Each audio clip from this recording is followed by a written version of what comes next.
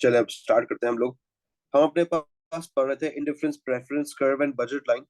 कुछ इंटरनेट के इशू की वजह से हम लोग को ये चीज हम लोगों ने हाफ कर ली थी और कुछ प्रॉब्लम आया तो दोबारा से क्लास को शुरू करते हैं। हमारे पास इंडिफरेंस प्रेफरेंस कर्व का बेसिक मतलब ये होता है कि दो ऐसे गुड्स की हम लोग इसके अंदर बात करेंगे जो है दिख तो डिफरेंट रहे, ठीक है ना, मगर they are providing us the equal utility और सेटिस्फैक्शन, जो कि रियलिटी से कॉन्ट्रडिक्ट करता है। I do agree. मगर यहाँ पर अगर हम लोग क्लोज इनफ एग्जाम्पल की बात कर ले तो हम कह सकते हैं कि यार हमारे पास यहाँ पर क्लोज इनफ एग्जाम्पल के अंदर जो है वो coke being good X and Pepsi being good Y आ सकता है, क्लोज इनफ एग्जाम्पल आ सकती है। लेकिन रियलिटी में कभी भी दो गुड्स ऐसे नहीं होंगे जो आपको इक्वल यूटिलिटी प्रोवाइड कर रहे हो, ठीक है ना, इस बात को आपने समझना है। अब ये हमें इंडिफरेंस प्रेफरेंस कर्व में अजम्पशन लेनी होती है कि दो गुड्स है जो कि है तो डिफरेंट मगर हमें इक्वल सेटिस्फैक्शन प्रोवाइड कर रहे हैं। तो उसके लिए हम लोगों ने जैसे ही इस टर्म को समझ लिया, इंडिफरेंस प्रेफरेंस कर्व को, तो अब हम इंडिफरेंस प्रेफरेंस कर्व की जो है ना एक डेफिनेशन लिख लेते हैं, ठीक है ना। Indifference preference curve, it is a chart showing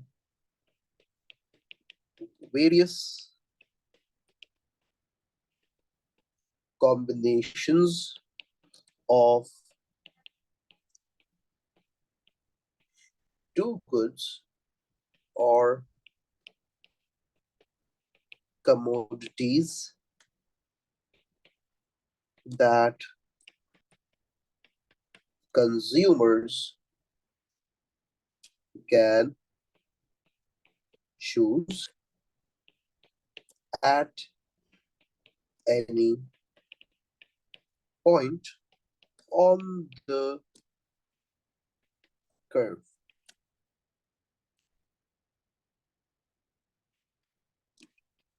The combination of two will leave the consumers equally satisfied or well off.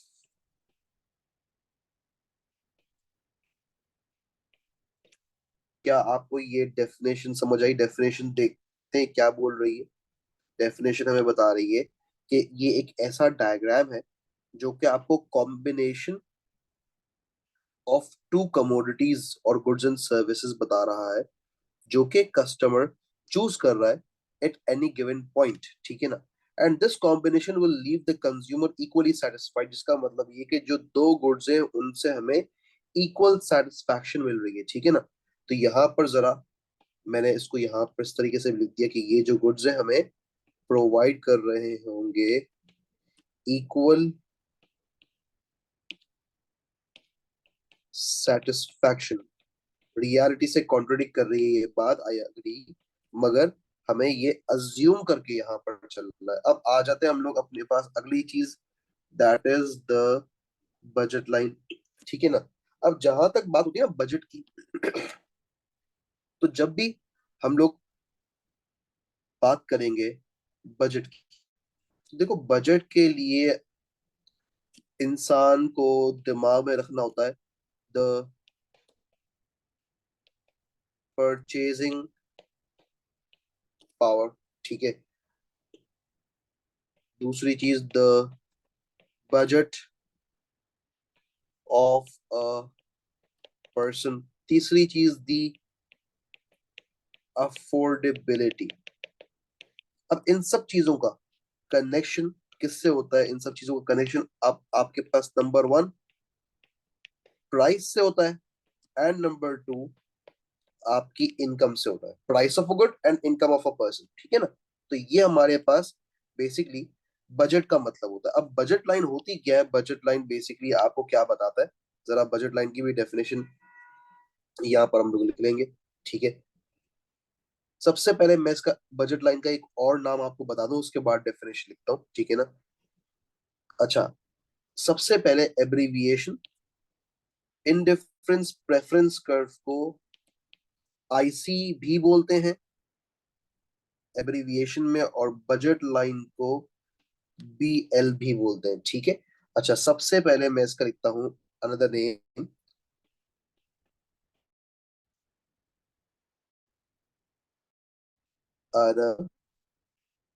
Name for budget line is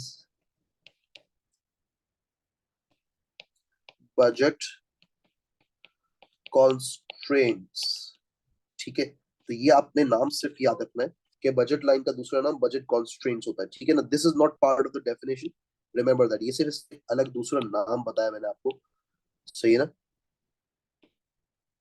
आ जाए हमारे पास यहाँ पर, अब आ जाते हैं इसकी डेफिनेशन पर।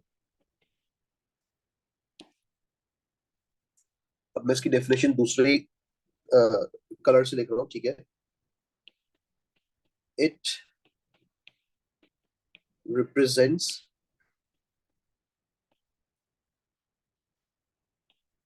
all the combinations of good and services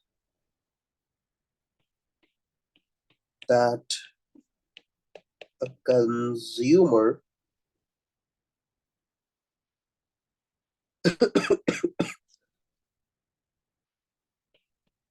can purchase given the current prices within his or her given income। तो ये मेरे पास आ गई एक बात इनडिफरेंस प्रेफरेंस कर्व और बजट लाइन की। तो जरा इसको समझ लेते हैं कि इनडिफरेंस प्रेफरेंस कर्व आपको बताएगा कि वो कॉम्बिनेशन जो एक कंज्यूमर बाय करना चाहता है, ठीक है ना, और वो जो गुड्स हैं वो उसे इक्वली सेटिस्फाई रखेंगे, जबकि बजट लाइन बताता है कि आपको वो कॉम्बिनेशन गुड और सर्विस का जो एक कस्टमर अपनी गिवन इनकम से बाय कर सकता है, ठीक है ना। तो ये मेरे पास जो है बजट लाइन और indifference curve in terms of definition, ठीक है ना, in terms of a small bit of lecture ये हो गया कंप्लीट, ठीक है। तो यहाँ तक हमें चीज समझ आ गई। अब आगे बढ़ते हैं और हम आगे बढ़कर जो है ना वो बजट लाइन की और इंडिफरेंस कर्व की डायग्राम्स को समझेंगे, ठीक है ना, कि किस तरीके से इनकी डायग्राम बनेगी। तो सबसे पहले यहाँ पर दोबारा से लिख लेते हैं इंडिफरेंस कर्व।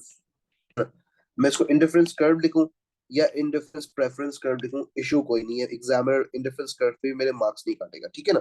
तो हम लोगों ने इंडिफरेंस कर्व की अगर बात करें तो हम लोगों ने बात किया हम कह रहे थे भाई कॉम्बिनेशन, ठीक है, और दोनों केसेस में चाहे वो इंडिफरेंस कर्व हो या बजट लाइन हो, ठीक है ना, कॉम्बिनेशन ऑफ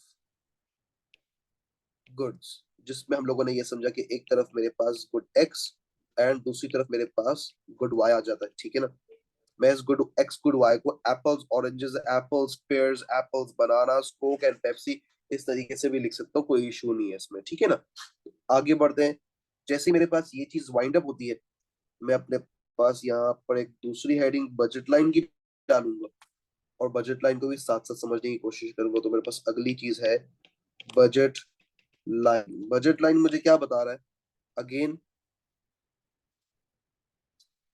ये भी मुझे बता रहा है कॉम्बिनेशन ऑफ गुड्स, ठीक है ना, जिसमें हमारे पास again good X and good Y. तो जब दोनों चीजें एक ही चीज बता रही हैं तो फर्क क्या है? फर्क ये है कि यहाँ पर हम लोग बात करते हैं इन डिफरेंस कर्व के अंदर उस पर्टिकुलर गुड की बाइंग की, यानी बाइंग का मतलब है डिमांडिंग, ठीक है।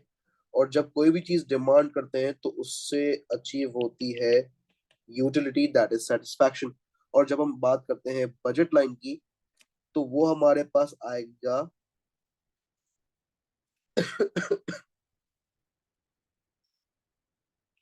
वो है डिमांडिंग विथ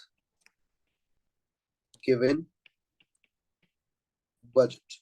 ये चीज हमारे पास इस तरीके से आ जाएगी। तो एक तरफ हमें बता रहा है बजट गुड को बाय करने का, सिर्फ और सिर्फ डिमांड बता रहा है कि कितना मैं बाय करूंगा, करना चाहूंगा, ठीक है ना। वो मेरे पास आ जाता है। अच्छा, दूसरी चीज, यहाँ पर हम लोग सिर्फ और सिर्फ जब इंडिफरेंस कर्व की बात करते हैं तो जो चीज प्रेजेंट है that is only the willingness, जिसको हम कहते हैं भाई द वांट और द डिजायर, ठीक है ना।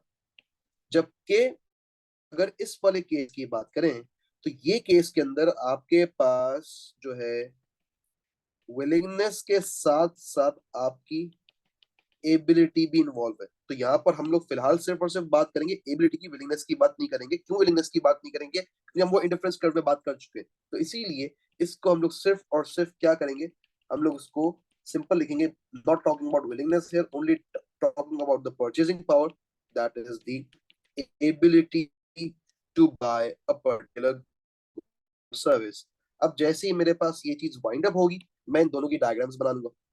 तो बेटा मैंने अपने पास इंडिफरेंस कर्व के लिए दो एक्सिस बनाए, क्योंकि मैं दो गुड्स की बात कर रहा हूँ। एक तरफ मैं लिख दिया भाई ये आ गया एप्पल्स, दूसरी तरफ मैं लिख दिया भाई ये आ गया पेयर्स, ठीक है। आ जाते हैं बजट लाइन पे, तो बजट लाइन के अंदर भी मैं दो गुड्स की बात कर रहा हूँ, ठीक है ना। और उन्हीं दो गुड्स की बात करूंगा जिसके मैं इंडिफरेंस कर्व की बात कर रहा हूँ, ठीक है ना। क्योंकि उन्हीं के बजट के अकॉर्डिंग हम फिर आगे बात कर रहे होंगे। ये आ गया आपके पास अगेन एप्पल्स, और यहाँ पर आपके पास आ गया पेयर्स, ठीक है। अब आ जाए लॉ समझते हैं, कॉम्बिनेशन किस तरीके से डिसाइड होगा, किस तरीके का लाइन, किस तरीके की कर्व बनेगा। यहाँ पर अगर आप नोट करो तो यहाँ पर हमारे पास there is an inverse relation, right. Budget line का लॉ भी हमने बनाया नहीं, तो इनवर्स रिलेशन से हमें पता है कि हमारा जो डायग्राम है वो इस तरीके से एक डाउनवर्ड स्लोपिंग बनेगा, ठीक है ना। कर्व है तो मैंने इसको कर्व लिख दिया और लिख दिया कि ये मेरा आईसी कर्व है, ठीक है ना। आईसी कर्व पे हम लोग ऑपरेट करते हैं डिफरेंट कॉम्बिनेशंस, ये सारे कॉम्बिनेशंस है, ठीक है ना। Combination A B C D इस तरीके से मेंशन कर देंगे, A B C D and E, ठीक है ना। ये मेरे पास सारे कॉम्बिनेशंस ऑफ इंडिफरेंस कर्व है, ठीक है ना। इससे पता ही चल रहा है कि भाई जब मुझे मेरा जब भी y इंक्रीज हो रहा होगा, सॉरी जब मेरा पेयर्स इंक्रीज हो रहा होगा, y तो लिखा नहीं है मैंने, तो ऑटोमेटिकली मैं x को जो है या एप्पल्स जो है उसको मैं कम कर दूंगा, ठीक है ना। वो इसीलिए होगा क्योंकि नेगेटिव लॉ है, एक इंक्रीज हो रहा है दूसरा ऑटोमेटिकली डिक्रीज हो रहा है, ठीक है ना। अब आ जाते हैं बजट लाइन पे। बजट लाइन के लिए हम लोग जरा वर्किंग कर लेते हैं। देखो, जब एक पर्टिकुलर पर्सन मोर budget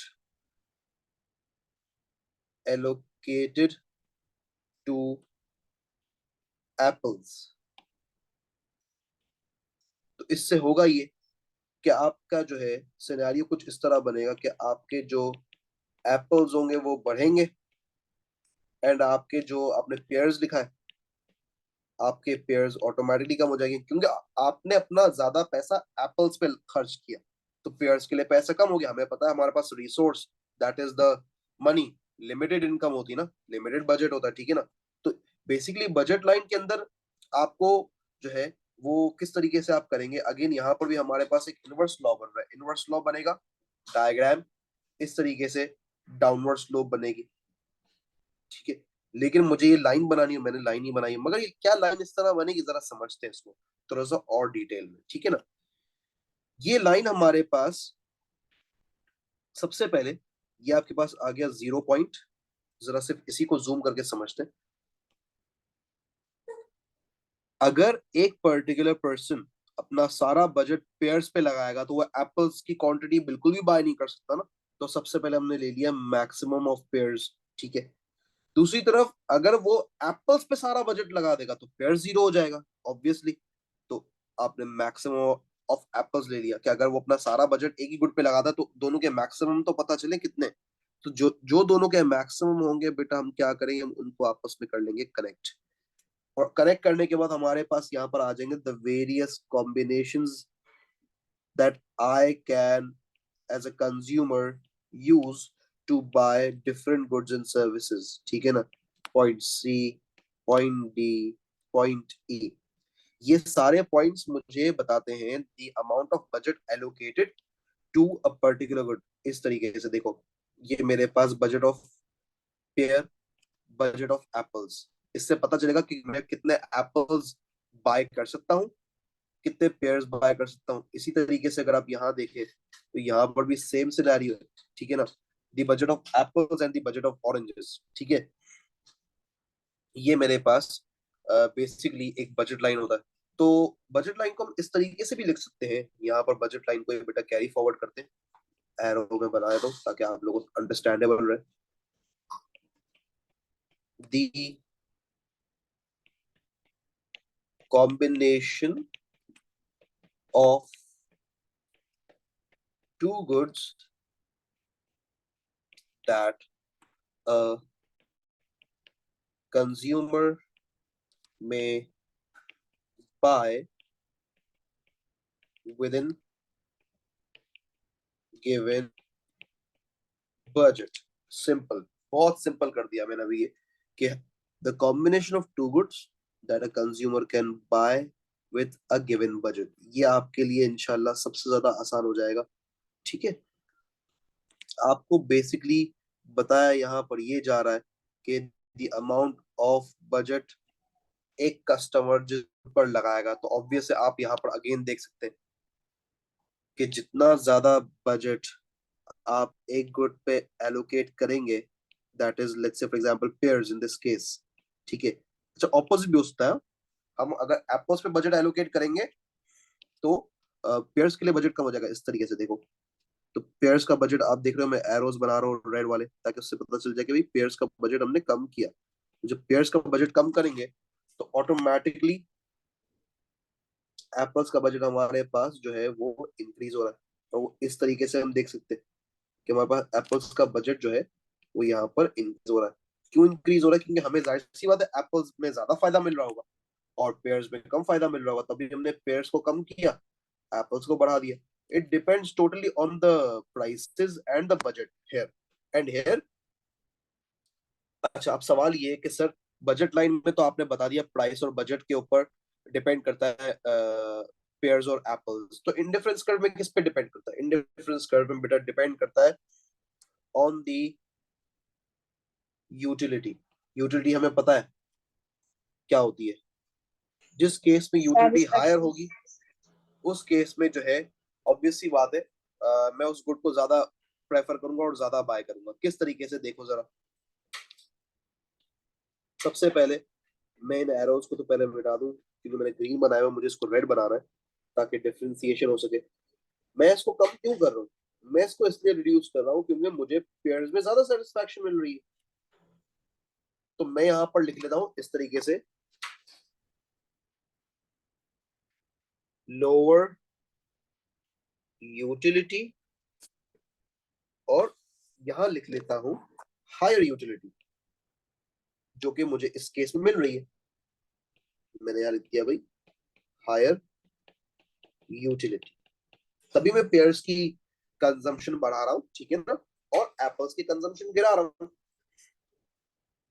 तो that's what the case is and that is what my indifference preference curve and budget line is. अब देखो पॉइंट यहां पर ये है कि यहां पर हम लोगों ने बात की सिर्फ और सिर्फ विलिंगनेस की। अब यार सिर्फ विलिंगनेस बेटा हमारा काम नहीं चलेगा ना, हमें उस गुड के लिए पैसे भी तो चाहिए। और सिर्फ पैसा यानी एबिलिटी से भी सिर्फ काम नहीं चलेगा, विलिंगनेस का भी होना जरूरी है। इसीलिए हम क्या करते हैं, हम अब दोनों को एक साथ ड्रॉ करते हैं, ठीक है। आ जाए, जब हम डायग्राम को एक साथ ड्रॉ करते हैं ना तो सबसे पहले एक साथ पहले हेडिंग डालेंगे फिर डायग्राम को ड्रॉ करेंगे। तो मैंने अपने पास यहाँ पर लिख लिया कि ये मेरे पास indifference curve and budget line है, ठीक है। और जैसे ही मैंने इसकी हेडिंग डाली, मैं इसकी डायग्राम बनाऊंगा, उस डायग्राम को बोलते हैं क्या, आपको ये भी बता दूंगा मैं बेटा, ठीक है। आज हमने अपने पास बेटा दो एक्सेस ड्रॉ कर लिए हैं, ठीक है। ये आपके पास वाई एक्सिस हो गया, ये आपके पास एक्स एक्सिस हो गया। यहाँ पर आपके पास आपने अपनी एग्जांपल के अकॉर्डिंग एप्पल्स, यहाँ पर आपकी एग्जांपल के अकॉर्डिंग पेयर्स, ठीक है। हम सबसे पहले बेटा इस तरीके से दो एक्सिस के अकॉर्डिंग अपनी बजट लाइन को ड्रॉ करते हैं, ठीक है। ये हमने अपनी बजट लाइन को ड्रॉ कर दिया। अब इस बजट लाइन के साथ हम लोग इंडिफरेंस कर्व ड्रॉ किस तरह करें, देखो। सबसे पहली चीज कि जहां बजट लाइन और ये आपका indifference curve are drawn together, ठीक है। मैंने लिखी यहाँ पर टुगेदर। जब इन्हें साथ ड्रॉ किया जाता है ना बेटा, तो साथ ड्रॉ करने के लिए हमारे पास यहाँ पर इंडिफरेंस प्रेफरेंस का वो बजट लाइन का होना जरूरी, दोनों का है, ठीक है ना। लेकिन अभी फिलहाल हमने सिर्फ बजट लाइन बनाई है, तो हम बजट लाइन को सबसे पहले नाम देंगे तो बजट लाइन ए बी। और इसके बाद हम अपने पास एक इंडिफरेंस कर्व बनाते हैं। अब इंडिफरेंस कर्व किस तरह बना ये समझ आ नहीं रहा मुझे, तो जरा मैं इसको समझने की भी कोशिश करूंगा। मैं अपने पास जब इंडिफरेंस प्रेफरेंस कर्व बनाऊंगा बेटा, तो मैं इंडिफरेंस प्रेफरेंस कर्व को अपने बजट लाइन से कोशिश करूंगा टेंजेंट करके बनाऊं। टेंजेंट का क्या मतलब है कि स्लाइट आपके पास आपकी बजट लाइन जो है ना, वो टच हो रही हो, दैट्स इट। आपने सिर्फ अपने बजट लाइन को बेसिकली जो है वो क्या करना है, सिर्फ टच करना, दैट्स इट। अब हम टच किस तरह करें, सवाल ये है। इस तरह टच करें कि हमारे पास ऐसा ना हो कि बहुत सारे पॉइंट्स जो है ना, अब आप इसमें देखें, मैंने ये जो डायग्राम बनाई है इसमें बहुत सारे पॉइंट्स होंगे जो टेंजेंट हो रहे हैं, ठीक है। ऐसा काम नहीं करना हमें, हमें डायग्राम ऐसी बनानी है कि हमारी बजट लाइन जो है वो इस तरीके से बने कि हमारे पास सिर्फ और सिर्फ कुछ ही पॉइंट आपस में टच हो रहे हो। ये देखिए आप, आपके पास इस तरीके से बजट लाइन बनेगी। अब हम इसको एक गो में अलग से बनाकर भी देखेंगे, ठीक है ना। ये हमने अपने पास एक बजट लाइन, ठीक है। ये बजट लाइन को मैं यहाँ पर कोशिश करूंगा कि ये मेरे पास, अच्छा अब देखो, अगर मैं इस तरह बनाता हूँ तो मेरे पास दो कंज्यूमर इक्विलिब्रियम बन रहा है। यानी कस्टमर बोल रहा है कि मैं एक ही टाइम पे ये भी बाय करूंगा, ये भी बाय करूंगा, जिसकी पॉसिबिलिटी हो ही नहीं सकती। एक टाइम पे वो एक कॉम्बिनेशन बाय कर सकता है ना, इसीलिए कॉम्बिनेशन का एक होना जरूरी है।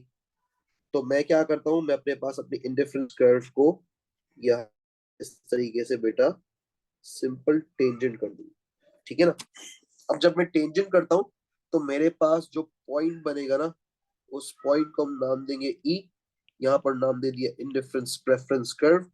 यहाँ से जो लाइन कैरी फॉरवर्ड होगी, this is the amount of pairs, मैं लिख दिया x amount of pairs, and this is the amount of apples. बेटा ये जो y है और ये जो x है, ये क्या डिनोट कर रहा है आपको, ये आपको बता रहा है the amount of apples a consumer is willing and able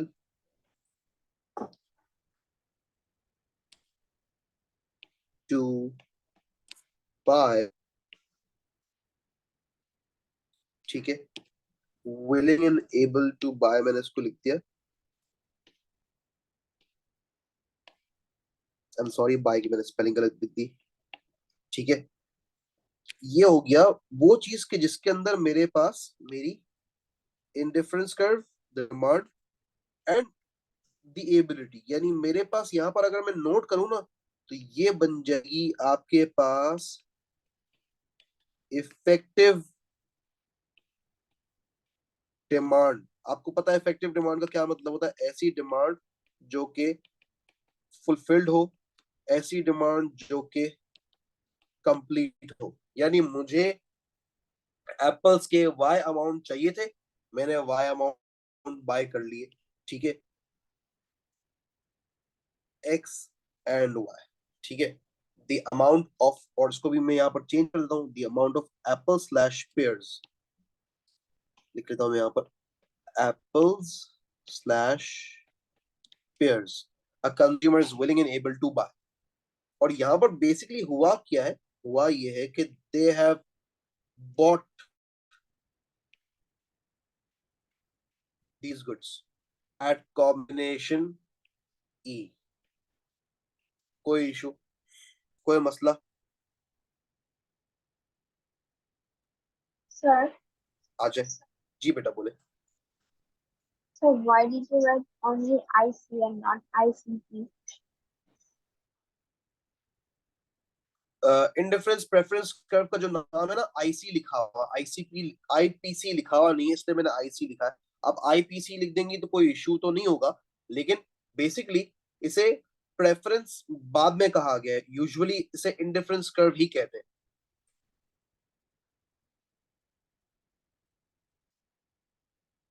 ठीक हो गया? अच्छा, अब मुझे आपको एक और चीज बतानी है। अब यहाँ पर जब हम लोग अपने पास करते हैं बजट लाइन, ठीक है, और इंडिफरेंस कर्व, ठीक है,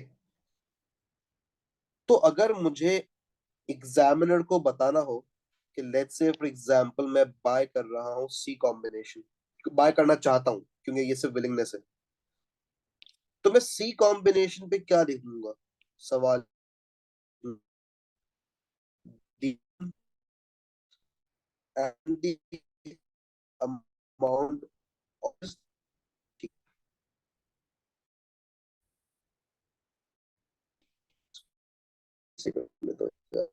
Your voice is not clear.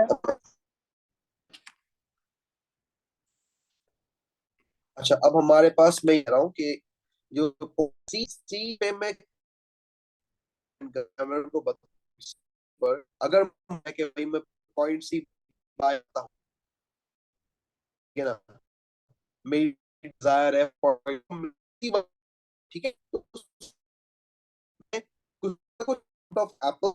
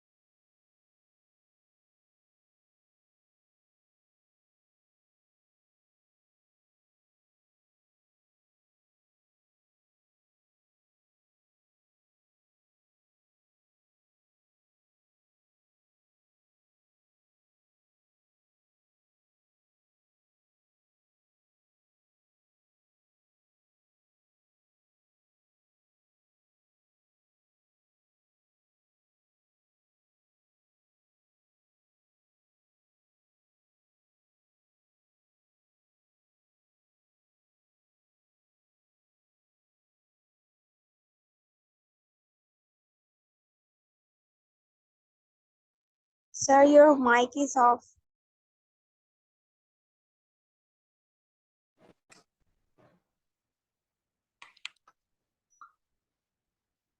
अच्छा, स्लोप रेशियो मैं आपको बता रहा था बेसिकली, ठीक है ना, कि स्लोप रेशियो क्या होता है। Slope ratio of indifference preference curve and budget line. तो इंडिफरेंस प्रेफरेंस कर्व के अंदर हम लोगों ने यूटिलिटी को कंसिडर किया था, जबकि बजट लाइन के अंदर हम लोगों ने जो है ना वो प्राइसेस को कंसिडर किया था। अब जब प्राइस बढ़ेगी तो ऑब्वियस है इन्फ्लेशन बढ़ेगा। इन्फ्लेशन का मतलब ये होता है when there is a persistent and sustained rise in the price of goods and services। Basically एक लंबे अरसे तक गुड्स एंड सर्विसेज की सिर्फ प्राइसेस इंक्रीज ही होती रहे ना, उसे इन्फ्लेशन कहते हैं। तो जाहिर सी बात है at the end of the day आप लूज करेंगे in terms of your income, क्योंकि आपकी इनकम तो नहीं बढ़ रही। अभी सिर्फ इन्फ्लेशन की बात हो रही है, इन्फ्लेशन बढ़ रही है। और अगर मैं आपकी इनकम की बात करूं तो अगर आपकी सैलरी वहीं पर मेंटेन्ड है या इन्फ्लेशन के मुकाबले में कम परसेंटेज से बढ़ी है, तो इससे आपकी इनकम, और जिसको दूसरे टर्म्स में रिप्रेजेंट करेंगे रियल इनकम, वो कम हो जाएगी। तो इसको किस तरीके से समझते हैं, इसको हम अपनी पॉकेट मनी से समझते हैं। अगर हम अपनी पॉकेट मनी की बात करें तो यार, घर वाले हमारी पॉकेट मनी रिड्यूस नहीं करते, मगर इसके बाद भी महंगाई बढ़ने की वजह से हमें हमारी पॉकेट मनी कम लगने लगती है। वो रियल इनकम आपकी कम हो रही है बेसिकली, क्योंकि पहले आप एक पर्टिकुलर गुड को बाय कर रहे थे एक्स वाई जी प्राइस पर। अब वही पर्टिकुलर गुड जो है वो एक्स वाई जी प्राइस पे नहीं है, वो उसकी प्राइस बढ़ गई, मगर आपकी इनकम अगर वहीं पे मौजूद है तो आपकी रियल इनकम तो कम हो जाएगी। तो उसका ये मतलब हुआ कि प्राइस से आपकी इनकम कनेक्टेड है। यानी पहले प्राइस का इफेक्ट फिर इनकम का इफेक्ट आ सकता है हमेशा, ठीक है। अब आ जाए जरा स्लोप रेशियो को थोड़ा सा अंडरस्टैंड करते हैं। हमें पता है इंडिफरेंस कर्व यूटिलिटी की बात करता है, और जब भी हम यूटिलिटी की बात करते हैं हम उसको हमेशा समझते हैं in terms of marginal utility. क्यों हम मार्जिनल यूटिलिटी के टर्म्स में समझते हैं? इसलिए क्योंकि मार्जिनल यूटिलिटी ये मुझे बताता है the amount of satisfaction that a consumer gains from consuming an additional unit of a commodity। यानी अगर मैं एक और पेयर बाय करूंगा और एक और एप्पल छोड़ूंगा तो उससे मुझे क्या सेटिस्फैक्शन मिलेगी। असल तो बात ये है ना, क्योंकि देखो, अगर हम अपने टेबल पे जाए, जो हमने यूटिलिटी का लास्ट से शुरू की क्लासेस में जो टेबल हमने ड्रॉ किया था, उसमें एक पॉइंट ऐसा था कि टोटल यूटिलिटी तो इंक्रीज हो रही थी मगर कस्टमर को नुकसान हो रहा था, क्योंकि उसकी मार्जिनल यूटिलिटी जो है वो कम हो रही है। और जिस तरह मार्जिनल यूटिलिटी कम होगी उतना ही ज्यादा उसकी सेटिस्फैक्शन गुड की क्या हो जाएगी, कम हो जाएगी। ठीक है क्या? आ जाए हम लोग दोबारा से इस थ्योरी पे आ जाते हैं। तो अभी हम लोगों ने थोड़ी देर पहले एक रेशियो डिसाइड किया था, y ओवर x का। कहा? इन डिफरेंस कर्व के लिए। बल्कि मैं इसको इस तरीके से लिखता हूँ कि जब मैं बात कर रहा था ना आईसी की, तो उसके अंदर हमारे पास जो उसका स्लोप रेशियो बना था वो y ओवर x बना था। और जब मैं बात कर रहा था ना बजट लाइन की, तो बजट लाइन के अंदर भी हमारा स्लोप रेशियो जो है वो y ओवर x बना था। लेकिन अब होगा क्या कि हम बजट लाइन के अंदर बात करेंगे प्राइस ऑफ y और प्राइस ऑफ x की। इन डिफरेंस कर्व के अंदर हम बात करेंगे मार्जिनल यूटिलिटी ऑफ y और मार्जिनल यूटिलिटी ऑफ x की। क्यों? क्योंकि इन डिफरेंस कर्व से मुझे सिर्फ और सिर्फ क्या बताया जाता है, the satisfaction of bye consuming a good और सर्विस। बजट लाइन क्या बताता है? The price of goods. अब जब देखो, हम लोग जब इन दोनों को एक साथ बना रहे हैं ना, तो इस ई की अगर बात करें बेटा, इस ई को हम लोग कहते हैं, this is known as the consumer equilibrium. ठीक है? कंज्यूमर इक्विलिब्रियम का क्या मतलब होता है? एक ऐसा पॉइंट जिसमें कस्टमर ये कहता है कि मैं यहाँ पर बेस्ट सेटिस्फाइड हूँ। ठीक है ना? तो यहाँ पर मेरे पास जैसे ही ये चीज आ गई, तो हमारे पास अब हम दोनों को इक्विलिब्रियम में ले जा रहे हैं ना। ठीक है ना? तो मैं यहाँ पर लिख देता हूँ बेटा, marginal utility of y over marginal utility of x is equals to price of y and price of x। ठीक है? इक्वेट करते हैं क्योंकि इक्विलिब्रियम बनाना है ना, तो जब इक्वेट करेंगे तो हमारे पास दोनों इज इक्वल टू के दरमियान यहाँ पर क्रॉस मल्टीप्लीकेशन हो रही है। अगर आप नोट कर, क्रॉस मल्टीप्लीकेशन करते हैं, लेकर चलते हैं इसको आगे फॉरवर्ड लेकर, पास ये आ जाएगा utility multiply by price to marginal utility of X price of Y. अब जब हम आपस में इनको देखते हैं तो इससे एक और रिजल्ट निकलता है। रिजल्ट ये निकलता है कि यहां पर y जो है वो प्राइस के साथ मल्टीप्लाई हो रहा है ना, इज इक्वल्स टू से पहले, तो ये y वहां जाकर मार्जिनल यूटिलिटी ऑफ y वहां जाकर प्राइस ऑफ y से क्या हो जाएगा, डिवाइड हो जाएगा। और इसी तरह ये जो प्राइस ऑफ x है यहां पर ये बेसिकली मल्टीप्लाई हो रहा है एम यू वाई से, तो ये वहां जाकर डिवाइड हो जाएगा एम यू एक्स से। तो उसको अब आगे किस तरह लिखेंगे देखना बेटा, हम लिखेंगे marginal utility of Y divide by price of Y is equals to marginal utility of X divide by price of X. इससे हम लोग पहुंच गए उस सिचुएशन पे कि यहां पर हम बात कर रहे हैं utility of Y with reference to the price of Y, utility of X with reference to the price of X. तो हम लोग आ गए जिस पॉइंट पे, उस पॉइंट को हम लोग कहते हैं कि this is our consumer equilibrium. और हमें इस बात का अंदाजा है कि जब हम बात करते हैं ना कस्टमर की, तो सारे कस्टमर्स जो है हमारे पास क्या होते हैं बेटा, जितने भी कस्टमर्स होते हैं वो कोशिश करते हैं कि वो हमेशा हो रैशनल। तो बेटा एक और टर्म डी रहा वो हमारे पास वो है रैशनल कंज्यूमर। रैशनल कंज्यूमर कौन होता है, the one who aims to maximise his or her utility. ठीक है, रैशनल कंज्यूमर कौन होता है, वो कंज्यूमर के जो हमेशा ये सोचेगा, इसी तरह में जो है वो सबसे ज्यादा वो रैशनल चीज हमारे पास आ जाती है कंज्यूमर इक्विलिब्रियम। तो बेटा कंज्यूमर इक्विलिब्रियम का क्या मतलब होता है, it is a state of maximum satisfaction. एक कस्टमर यही कहेगा ना कि यार मैं ऐसे इक्विलिब्रियम पे रुक जाऊं जहां मैं best possible combination of and x हासिल कर, सेटिस्फैक्शन सब्सिडी मिले। तो ये हम बेसिकली बजट लाइन हो गई।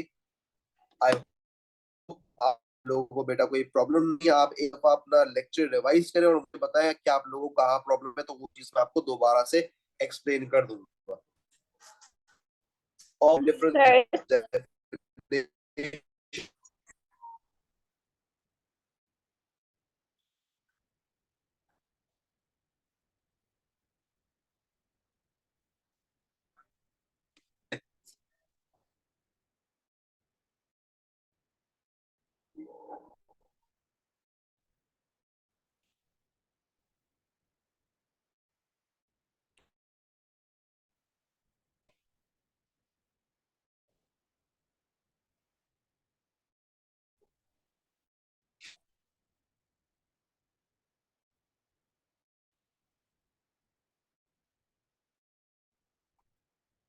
बताएं।